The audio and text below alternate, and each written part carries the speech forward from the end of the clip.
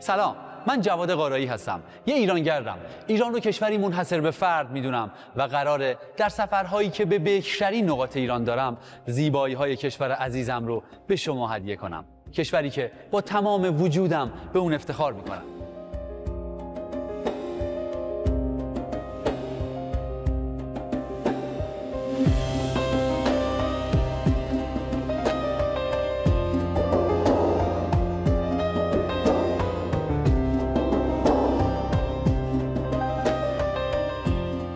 ایران جان در بین مردم آگاه جهان به عنوان کشوری تمدن‌ساز و با شکوه شناخته میشه که با سرعت در مسیر پیشرفت قرار داره. کشوری که سرتاسر تاریخ و تمدن چند هزار سالش پر از درس، شگفتی و فراز و فروده.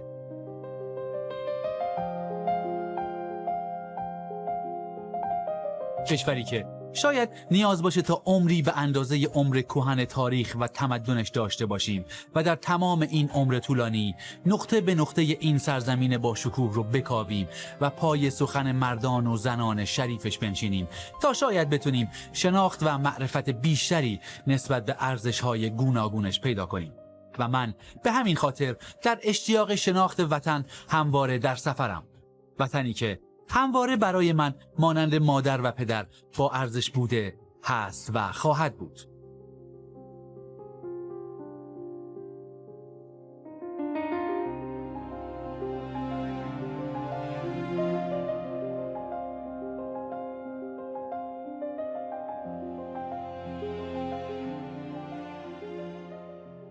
من این بار به استان زیبای اردبیل در شمال غربی کشور سفر کردم. استان اردبیل به لحاظ وسعت 22مین استان کشور محسوب میشه. اردبیل از شهرهای باستانی ایران عزیزمونه که آثار بجای مونده و انتساب بنای این شهر به شخصیت‌های واقعی و افسانه‌ای تاریخ از سوی اهل قلم در سده‌های متمادی حکایت از پیشینه دیرینه این شهر داره. برخی این شهر رو منتسب به شاهان پیشدادی و ساسانی میدونن و برخی هم ساخت شهر رو به دست نوادگان نوح نبی و عده‌ای هم این شهر رو منتسب به حاکمان محلی باستانی برمی‌شمارن. در کتاب حدود العالم در مورد اردبیل نوشته شده: دیگر به ناحیت آذرآبادگان کوهی است خرد به نزدیکی اردبیل، آن را کوه سبلان خوانند.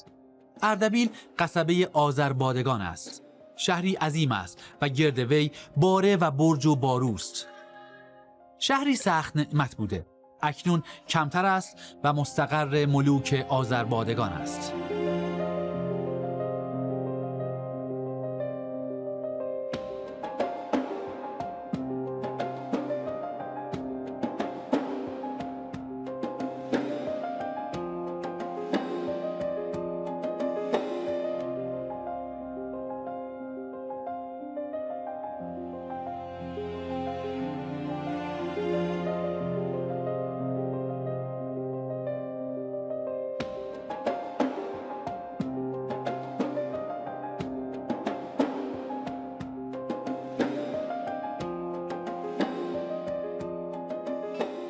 اردبیل در اواخر دوره ساسانیان و اوایل دوره اسلامی مرکز آذربایجان و در دوره خلفای عباسی یکی از مهمترین کانونهای مقاومت ایران جان در برابر ستمگری عباسیان به شمار می رفت.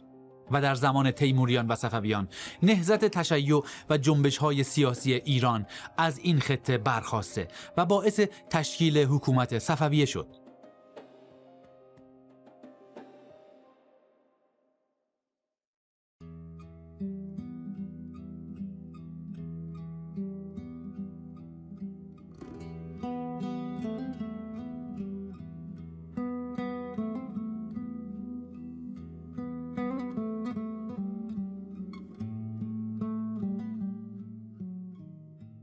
هدف من از سفر به این استان دیدن جایی به نام قلعه دختر یا قیزقلعسی بود. جایی در تاریخ و تمدن اردبیل عزیز که مورد شناخت کمتر کسی در ایران و حتی استان اردبیله.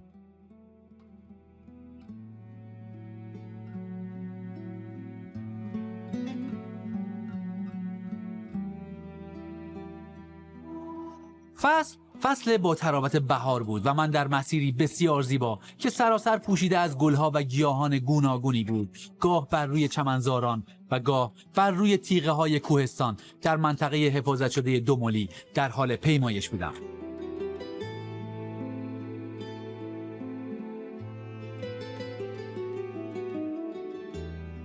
واقعا این منطقه از گرمی، یعنی بلندی های قیزقلعسی و اغلانقلعسی، خیلی خیلی از نظر پوشش گیاهی وحشی و بکره و واقعا من تا حالا جایی رو ندیدم که اینقدر از نظر پوشش گیاهی بکر باشه. تمام گیاهایی که اینجا وجود داره کاملا وحشی و خودرو هستن و باور کنید توی هر 1 متر جا شاید 20 مدل گیاه وجود داره که خیلی هاشو من نمیشناسم و ندیدم تا حالا.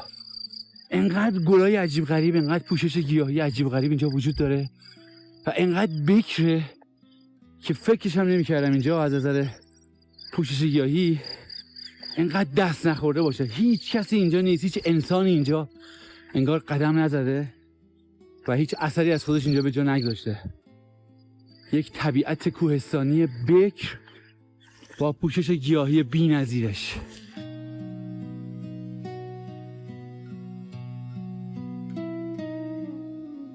اینجا رو ببینید، این صخره‌ها و سنگ‌ها که روش پر از گل سنگه و همشون زنده‌ان، موجودات زنده هستن.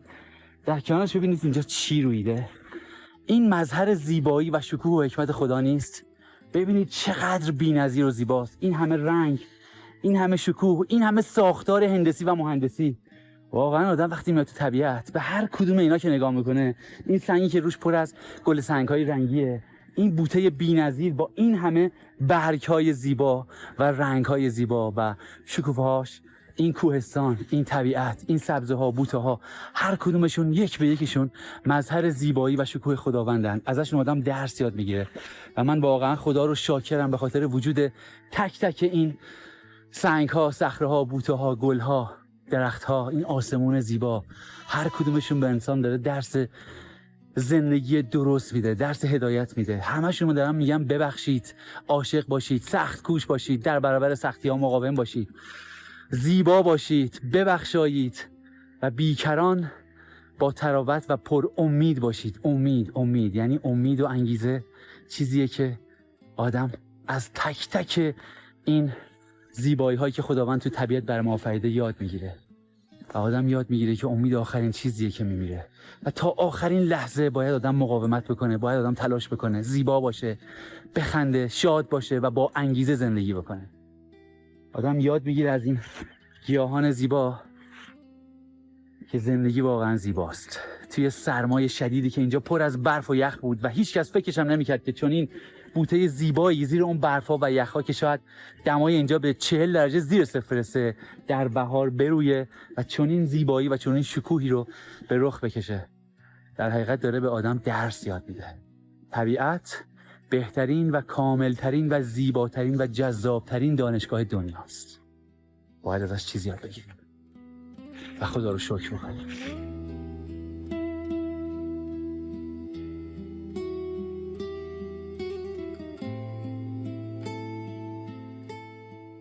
خوشبختانه این بخش از منطقه دوملی توسط سازمان منابع طبیعی در قرق کامل بود و دامداران به جز منطقه کوچک در اطراف قیزقلعه اجازه ورود دامهاشون رو به مراتع نداشتن تا با حفاظت از مراتع جلوی آسیب به پوشش گیاهی و خاک این مراتع با ارزش گرفته بشه. با هر قدم که در طبیعت زیبای استان اردبیل به سمت قیزقلعه و اغلان قلعه پیش می رفتم، به خاطر سلامتی و حضورم در این طبیعت بی‌نظیر خدا رو سپاس می گفتم و از بودن در مظهر زیبایی پروردگار یعنی طبیعت غرق در شگفتی، آرامش و شادی بودم. طبیعت این منطقه یعنی قیزقلعسی و اغلانقلعسی یا همون قلعه دختر و قلعه پسر واقعا طبیعت خدایی. اینجا رو ببینید، ماره بسیار خطرناکیه.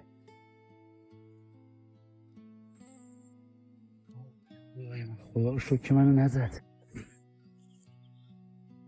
دیدید؟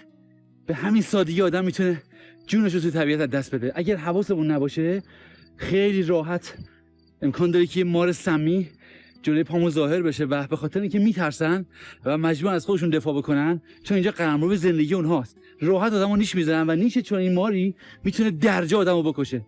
من فکر میکنم این مار یک مار افعی باشه و من شک ندارم اگر منو زده بود درجا کشته بود، برای اینکه یک مار بسیار بزرگ سمیه و اینجا خیلی میتونه خطرناک باشه. یکی از مهمترین چیزهایی که توی طبیعتگردی آدم باید رعایت بکنه اینه که خوب زیر پاش نگاه بکنه. خدا شکر که من حواسم بود اینجا رو نگاه بکنم و دیدمش و اگر پامو گذاشته بودمش اونجا، اگه منو زده بود من قطعا کشته بود و این میتونه خیلی برای طبیعتگردا خطرناک باشه.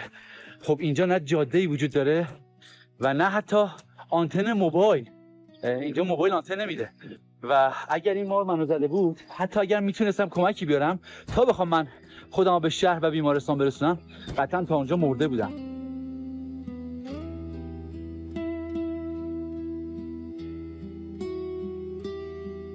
پوشش گیاهی بلند و بکر منطقه در کنار قرق مراتع و نبود دام و دامدار در طبیعت این منطقه باعث آرامش خاطر حیات وحش این ناحیه شده بود و این موضوع یکی از مزیت‌های خوب قرق مراتع به حساب میاد.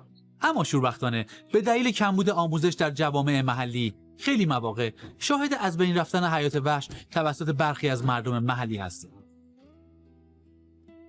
حالا دیگه بعد از دیدن این ماره، اونم اونجا هی دارم زیر پامو نگاه میکنم و ناخودآگاه میترسم که زیر پام یه ماری سبز بشه و خلاصه خجالت من در بیاد. ولی اونجا که مهمه و ما باید بدونیم اینه که ما از خونه هامون توی شهر اومدیم به طبیعت بکر و اینجا محل زندگی و قلمرو زندگی حیات وحشه و همینطور پوشش گیاهی بکر اینجا. بنابراین ما به عنوان گردشگران مسئول، به عنوان انسان، باید به حیات وحش و به محیط زیست احترام بگذاریم، چون اینجا محل زندگی اونهاست و ما باید مراقب باشیم که هم به طبیعت، هم به محیط زیست، هم به پوشش گیاهی و هم به حیات وحش و همه گیاهان و جانورانی که در اینجا زندگی میکنن احترام بگذاریم و بهشون آسیبی وارد نکنیم. یادمون باشه اگر طبیعت حالش خوب نباشه، اگر محیط زیست حالش خوب نباشه، اگر پوشش گیاهی و جانوری کره زمین حالش خوب نباشه، قطعا حال ما هم خوب نخواهد بود، به خاطر اینکه حال خوش ما، زندگی خوب انسان گره خورده به حال خوب طبیعت و محیط زیست. بنابراین برای اینکه حال خودمون خوب باشه و برای اینکه زندگی خوبی داشته باشیم، باید از محیط زیست و حیات وحش، پوشش گیاهی، جنگل‌ها، دریاها، رودها، بیابان‌ها و حیات وحش خوب حفاظت بکنیم و مراقبشون باشیم.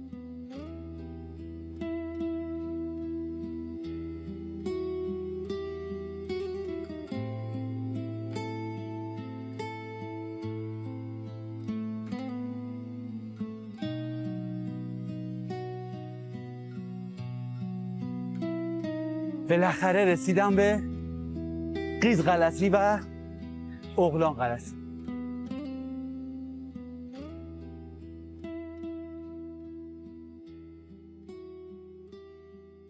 قلعه درست در جایی ساخته شده بود که به تمام دشت‌ها و کوه‌های اطراف مسلط بود و چشم‌انداز بسیار زیبایی داشت. شوربختانه تاریخچه‌ای از بقایای بجامونده از این قلعه ها در دسترس نیست و به نظر قدمت اونها مربوط به دوران ساسانیه که البته امروز به جز یک آب انبار که بر فراز کوه در دل زمین کنده شده و برای دسترسی به داخلش از پله‌های سنگی استفاده شده، چیزی به جا نمونده بود. همیشه رسم بوده که توی به هر حال تاریخ و تمدن ایرانی دختران و زنان خیلی ارج و قرب داشتن و دارن همچنان و خیلی اونها رو دوست می داشتن. به همین دلیل اگر می‌خواستن یک جایی رو بهش، یک قلعه‌ای رو، یک مکانی رو بهش یک اسمی بگذارن که دور از دسترسه و حتما حمایت میشه همه جوره، بهش میگفتن قلعه دختر و اون هم به احتمال خیلی زیاد قلعه پسره یا همون اغلان قلعه‌ای. توی زبان ترکی پسر میشه اغلان و قیز میشه دختر.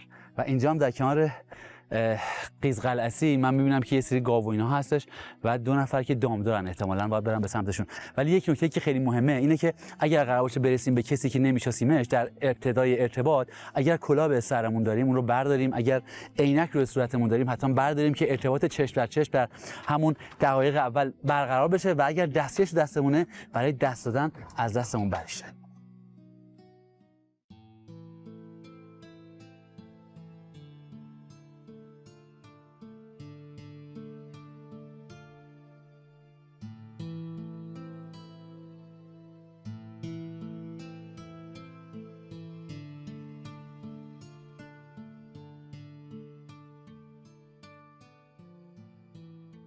سلام آقا. سلام آقا. شما خوب هستی؟ خسته نباشید. سلام. حال شما خوبه؟ خسته نباشید. شما دام دارید اینجا؟ آره.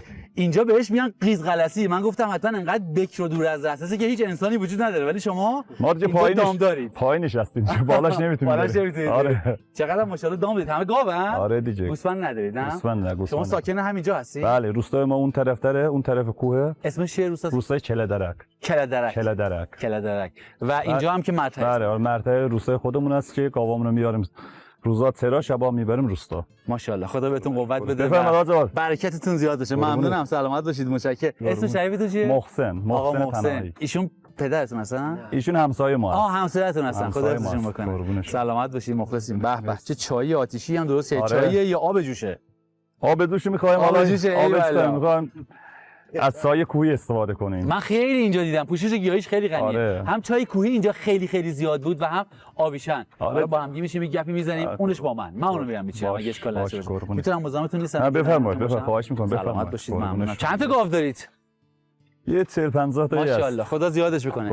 امسال هم که ماشاءالله برندگی خیلی زیاد. خیلی میتونم اینجا بشینم؟ آره بفهم. خواهش می‌کنم. بفهم. وای خدای شکرت. چقدر باصفای اینجا.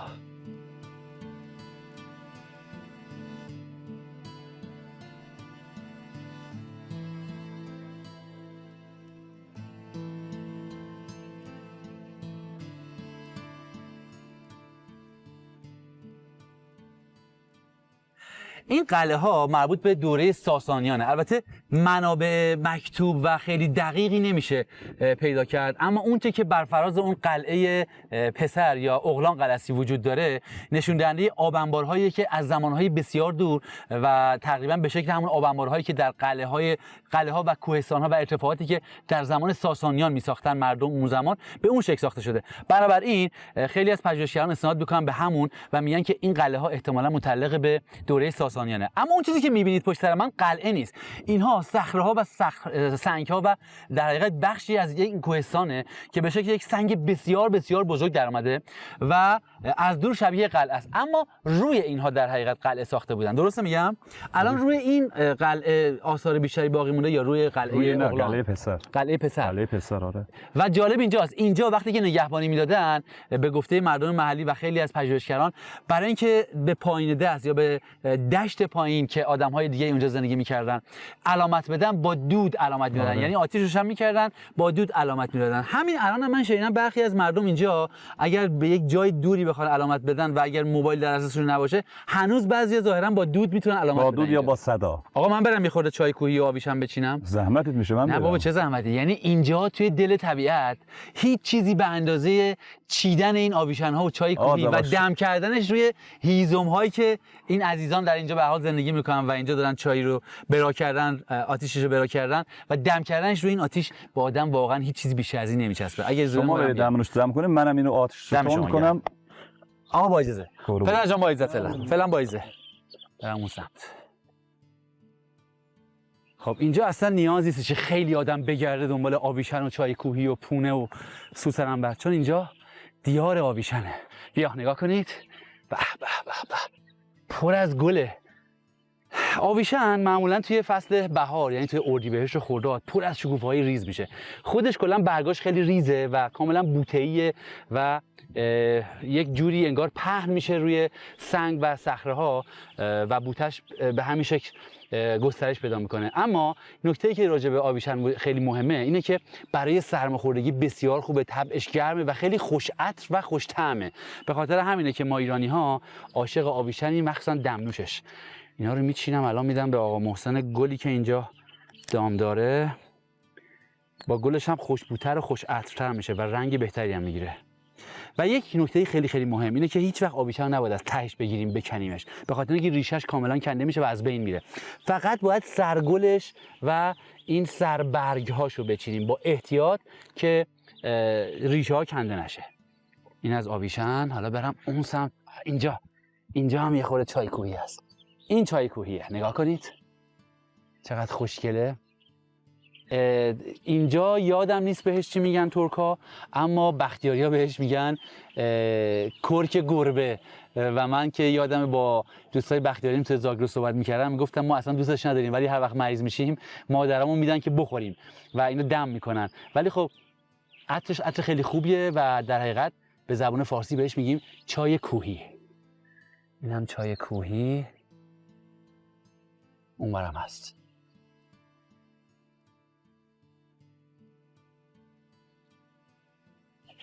اینجا رو به به یه عالمه کنارش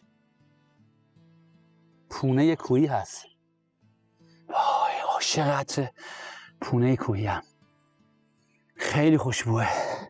اینم در کنار آویشن و چای کوهی هم گرمترش میکنه دمنوشمونو و هم اینکه عطر خیلی بهتر و بیشتری بهش میده.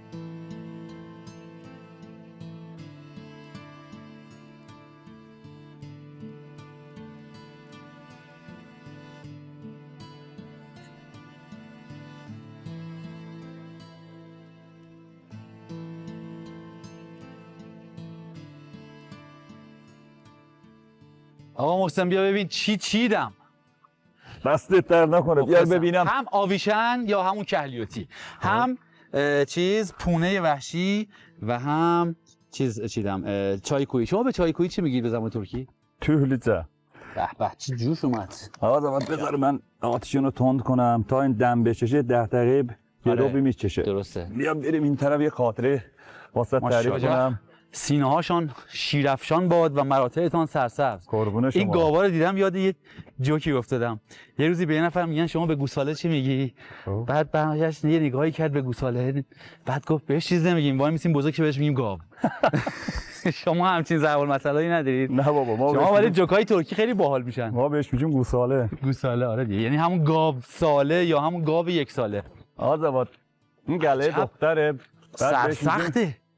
ما ترکی‌ها بهش میگیم قزگلاسو. قزگلاسی. ولی آزاد بری بالای اون قلعه خیلی حال داره. ببین این قلعه واقعا کار فنیه. آزاد از بالاش نگاه این همه چی کوه رفتی نمیتونی بری بالای. نه میتونم برم، ولی من توی به حال دوره‌هایی که گذروندم مربیان به من یاد دادن که وقتی یک جایی خطر سقوط داره به هیچ عنوان بدون کارگاه سنگ‌نوردی و کوهنوردی نباید سقوطش بکنی. بعد تنهایی هم نمیتونم برم، حتما باید یه نفر کنارم باشه که اون کارگاه رو و به حال منو حمایت بکنه که من بتونم برم. تناب نیاز داره برای اینکه آسیب نبینم. به حال خیلی منتظر آدم دیگه، آدم باید مراقب سلامتیش باشه. بعد یه نکته دیگه که هست اینه که وقتی آدم میاد تو کوهستان یا تو طبیعت، اگر یه اتفاقی برای من بیفته، علاوه بر اینکه جون خودم رو به خطر انداختم، جون کسای دیگه هم به خطر میندازم که میخوام بیان منو نجات بدن. بنابراین به خاطر اونا هم که شده باید کاری بکنم که مراقبت بکنم که آسیبی به من وارد نشه. توی خدا شاهده آزاد خیلی ها اومدن اینجا گم شدند. خدا شاهده مثلا طرف اومده برای گردش مه اومده گم شده رفته پاش چسته، اومده گم شده سکته زده. خدا شاهده مثلا ندونسته یه جای رفتن خیلی کار خوبی نیست. آره قبول دارم. آقا فکر کنم دم کشید بریم. آره دیگه الان دم کشیده. پیش به سوی دمنوش درجه 1 کوهستان‌های زیبای کله درک در گرمی. در جرمی نه، در مشینشهر. در مشینشهر. اون ور مشینشهر این ور گرمی. آره این ور جرمیه این. ولی در حقیقت دومولیه. دومولیه. نه کله درک. روستای پایین دومولیه دیگه. دومولیه. آره اون روستای پایین دست. آره روستای پایین دست دومولیه. این ور متعلق به روستای ماست، روستای کله درک. خب چایمون هم که الان آماده شده. دم شما گرم. خب آزاد ما یه استکان دارم. من دارم بیا. من یه لیوان همیشه همراهم هست. اول به قول قدیمی ها مهمان. ما مخلصیم. فدات شم. هستش من مهمان عزیز. شما 2 نفر یه دونه چیز دارید. خب بیا از برای من استفاده. تمیز من از استفاده نشد. شما بخورید بعد من ما 2 تا میخوریم. بس شما نکنه. به چه رنگی گرفته. ممنون. کافی. شکر. به چه عطری داره. ما هم یه عطرش دونه عالیه، آره دیگه. رنگ زعفرون گرفته، خیلی خوش رنگه. عطرش هم که واقعا عالیه.